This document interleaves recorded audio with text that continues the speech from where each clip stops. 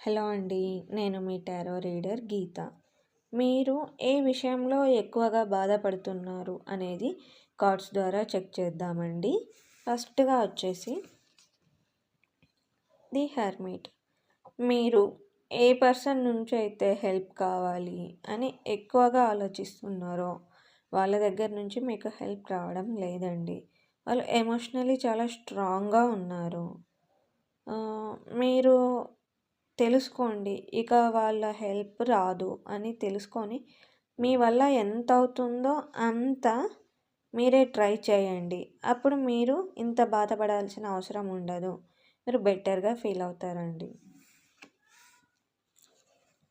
Next వచ్చేసి page of pentacles.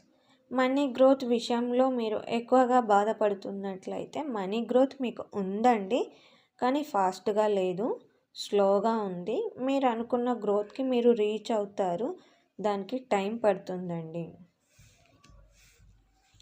Next వచ్చేసి 8 of cups. మీ లైఫ్‌లో జరుగుతున్న ఇష్యూస్, గొడవల కారణంగా ఎమోషనల్లీ మీరు చాలా అంటే చాలా సఫర్ అవుతున్నారు, బాధపడుతున్నారు. మీరు ఇక అవి జరిగేవి జరుగుతూనే ఉంటాయండి. వాటిని పట్టించుకోవద్దు. మీ మనసుకు ఎక్కించుకున్నంత బాధే మిగులుతుంది తప్ప మీరు ఇప్పుడున్న ఈ లైఫ్ని కూడా మీరు ఎంజాయ్ చేయలేరు.